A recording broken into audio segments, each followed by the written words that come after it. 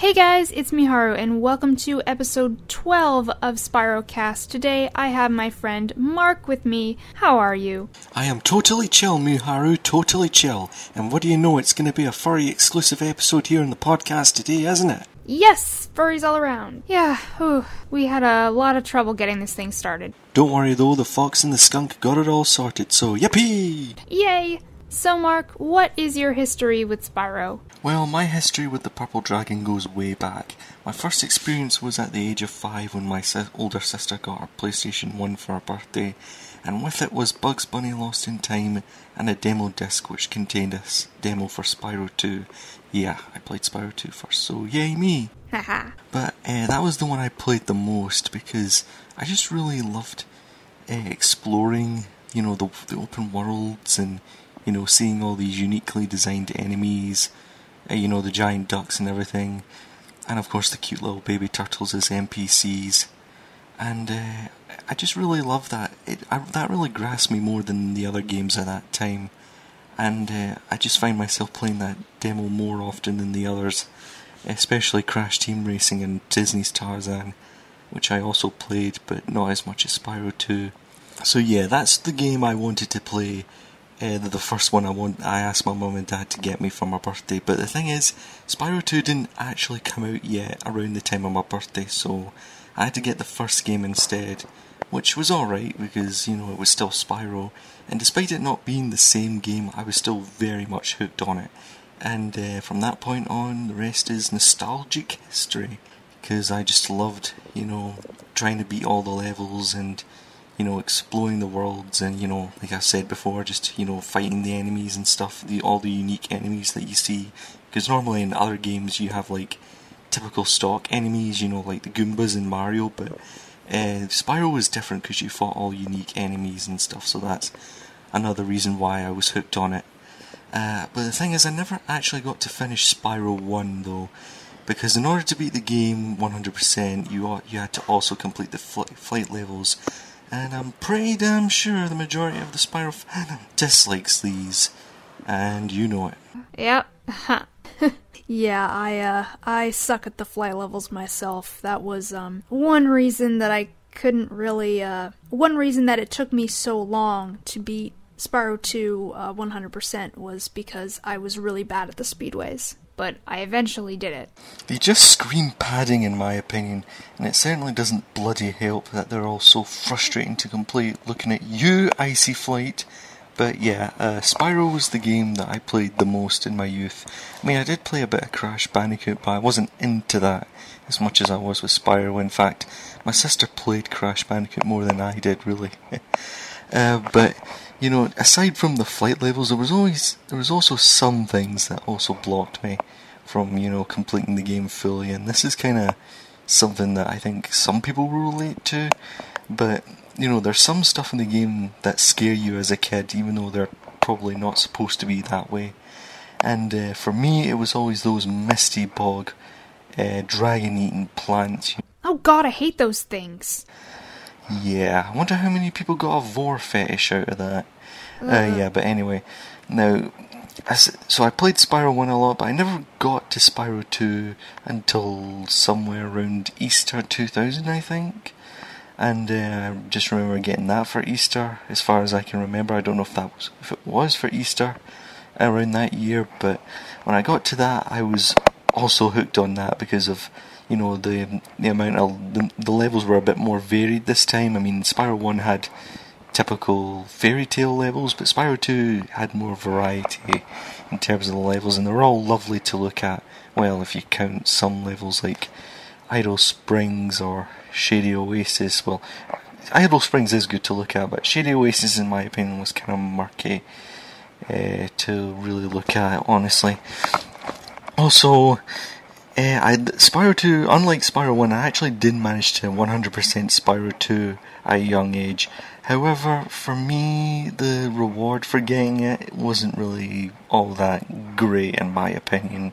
You know, the whole Super Flame, you know, infinite Super Flame thing that you get. I don't know, I just wasn't really a fan of that. I kind of always preferred the normal Flame Breath, to be honest, because there's more fun in it. I mean, you do. I mean, granted, you do the whole, one game plus, and start a new game, and use the infinite super flame there once you've got it. But I just kind of wasn't really bothered by it, honestly. But yeah, another thing I really loved about Spyro 2 back then, and I still do, is the opening cutscenes, just because of how charming they are at times, and of course the Tom and Jerry / Looney Tunes style of comedy they have going on there. So, what would you say your favorite Spyro game is? Oh, that's a no-brainer. It's Spyro Year the Dragon, obviously. Yeah, I think Spyro in my 3. youth, the first game used to be my favourite, but now as I got older, I lean slightly more towards Year the Dragon. Now, just because of the story, the variety, and the music, and all that, even though the music was kind of different from Stuart Copeland's usual fare in the first two games, but they were still very Spyro-esque, I think, anyway. And I really love the levels and the NPCs the most that you interact with in that game. It almost reminded me of Disney movies for some reason. I don't know why, it just does. Though, off topic, do you think Bianca looks a bit like Lola Bunny from Space Jam and Looney Tunes? Yeah, she kinda does. I love Bianca. Yeah, I love her too. But anyway, I got the game around Christmas 2000, and I was literally a kid on Christmas Day screaming at the top of my lungs. Me too! Oh my god. And I did get up to the super bonus round, but there's one excruciating thing created by the pits of Hades that kept me from beating the game as a whole. You know what that is? Yeti snowboarding. I can't tell you how many times Hunter's tongue got frozen from riding down that slope due to the many times of me failing that minigame. Oh, I think my tongue is frozen. Yeah, I don't care about that, Hunter. I just want my goddamn treasure. Yeah, that one sucks. One of the reasons I never beat it.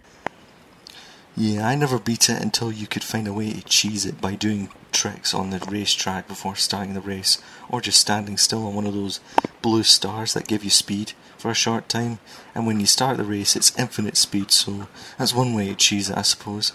Yeah, the reward for Spyro 3 was probably the worst one in my opinion. I mean, all it was a short cutscene, and I don't know, I always kind of found it pointless. Well, I'd still prefer that over the Super Flame thing in Spyro 2, because it's at least a cute little ending of the baby dragons getting reunited with their parents, which was kind of heartwarming. I guess. But yeah, as a reward it was kind of meh, to be honest. Do you know what would have been a better alternate ending they could have done for Spyro 3? If Bianca became the Queen of the Forgotten Realms and became a better ruler, now that the sorceress was out of the picture. Well, that's actually a really good idea. I wish that was the ending.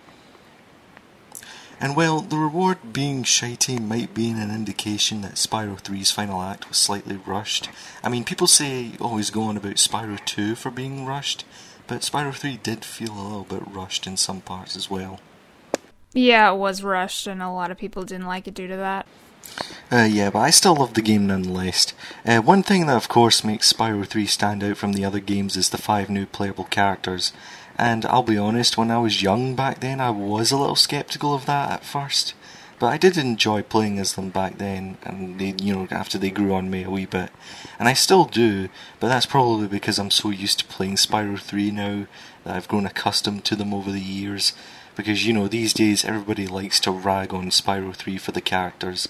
Because, it's always got to be about Spyro, it's always got to be about Spyro. And it's like, people, look at Sonic Adventure for crying out loud. For, those, bloated extra playable characters. But then again, that game gets ragged a lot too. So, what do you think of the stuff that we've seen from Reignited so far? Well, I've had my criticisms, but overall it's looking really amazing so far with the style of it. I really like how Toys for Bob is remaining faithful to Insomniac's original trilogy whilst also adding their own flair to it. I'm all for that. And of course, there are a lot of people, including you, Miharu, who gushed over Spyro's little "Bring 'em on! I think I smell a barbecue!" Yes! That was so cute, and that was a really good impression. Well, I don't like to brag, but I think I do a pretty good impression of Carlos Azraki's Spyro voice. Where's Nasty Nork? I'll torch him. What the hell? That's really good, holy crap. Yeah, I don't think I can do Tom Kenny though, because Tom Kenny has such a distinct voice that's hard to imitate. Is this rain ever gonna stop? I forgot what the sun looks like. They should have hired me to do the voice of Spyro instead of Tom Kenny. Would have saved a lot of money. Well, just a lot. I mean, I would still like to get paid though. So, what are some levels that you're most looking forward to in Spyro 3? Seashell Shore is the one that immediately comes to my mind, mainly because of the cute, adorable little seal NPCs and the tropical setting. Yeah, Seashell Shore is one of my favorites. That's a level that I really remember from back when I first started playing. It's a really memorable one.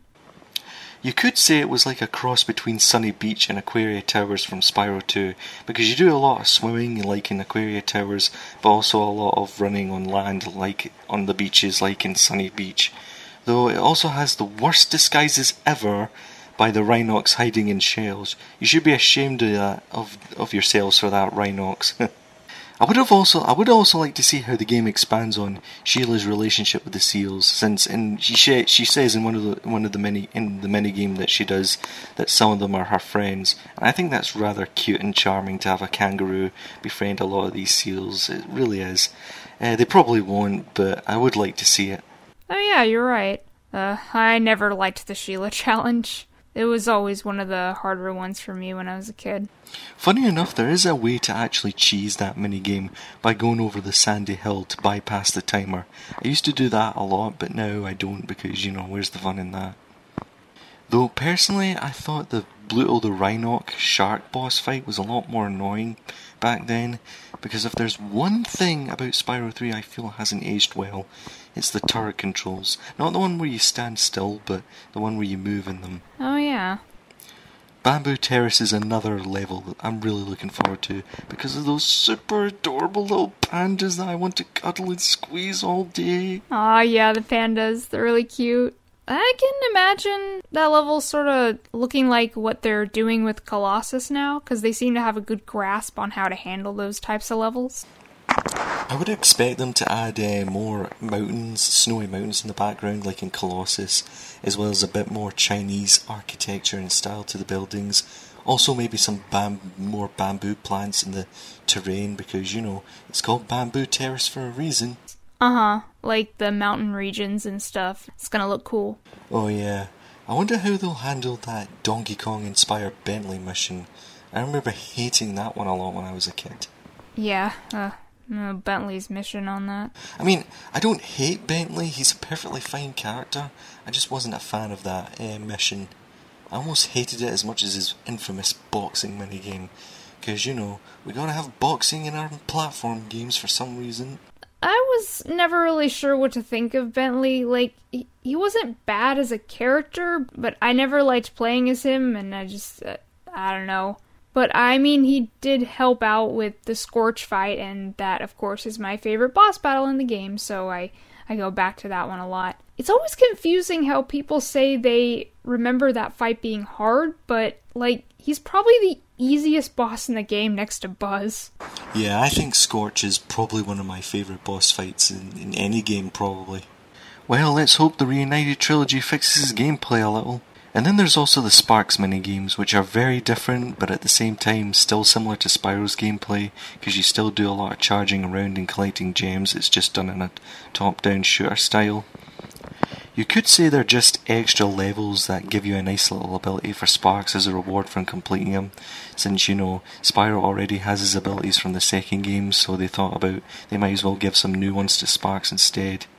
Though there is one complaint people have with Spyro 3, and that's that you have to get the gem locator ability by beating the Sparks second level, whereas in Spyro 2 you had it from the get-go.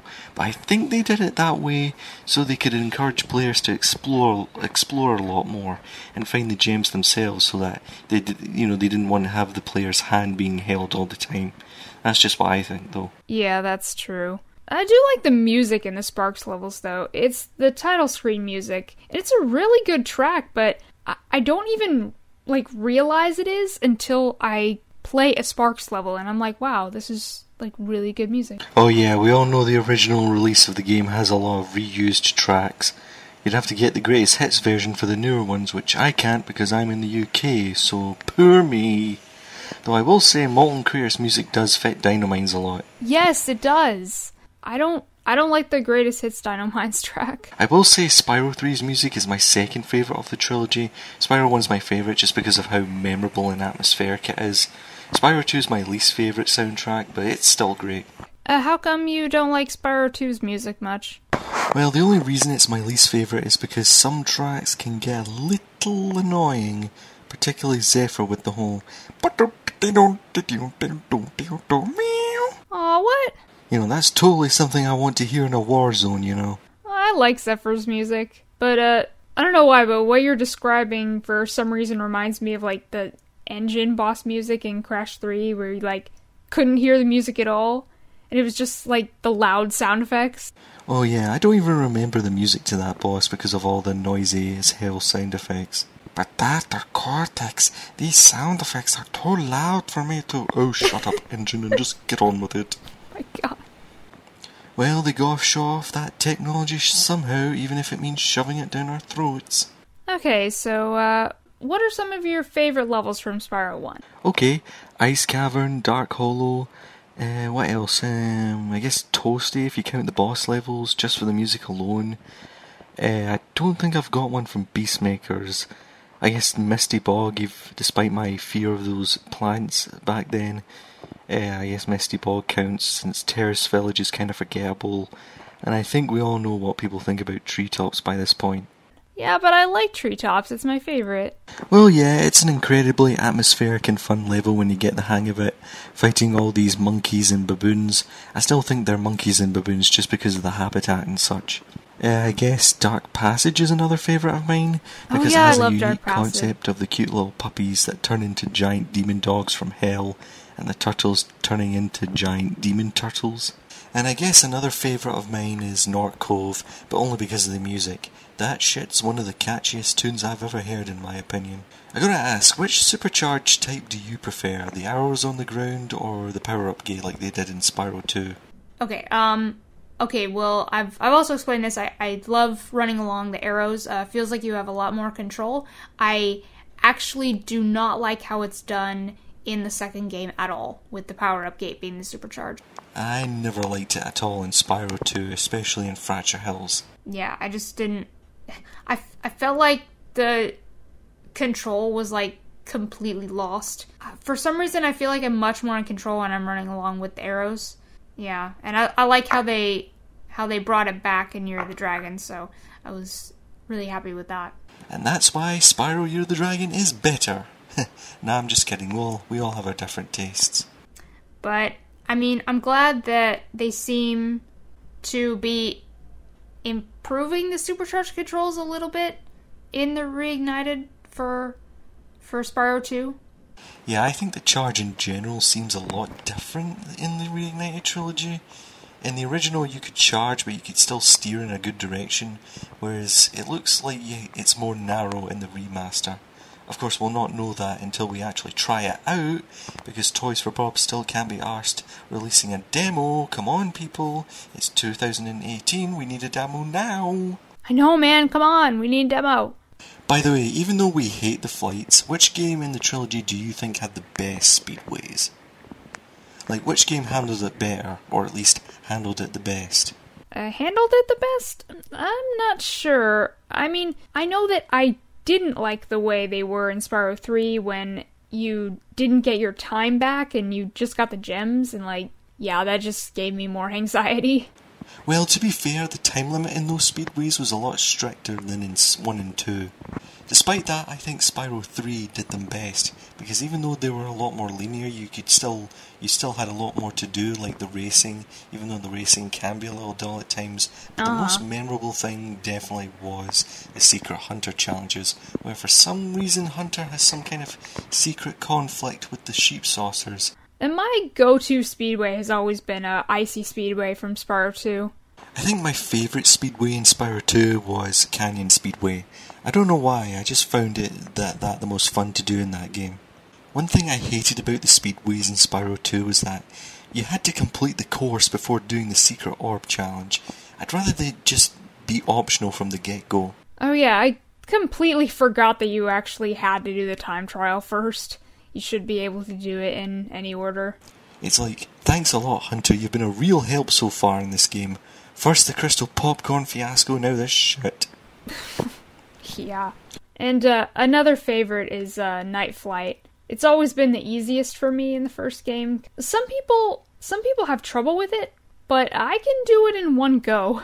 Oh yeah, Night Flight's a favourite of mine as well, because of the music and the design of the level, with all the gorgeous crystals, and they even reused the background in recoloured form later in Spyro 3 and Crystal Islands. Oh yeah. Some of them though, like, Wild Flight, aren't so fun. Wild Flight is not fast at all, it's frustrating.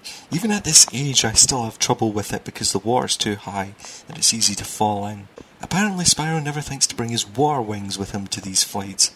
Yep, this isn't the second game, Spyro, you have to wait till then to get your swimming lessons. I used to think Wild Flight was the worst, but I actually managed to figure out a pattern last time I played.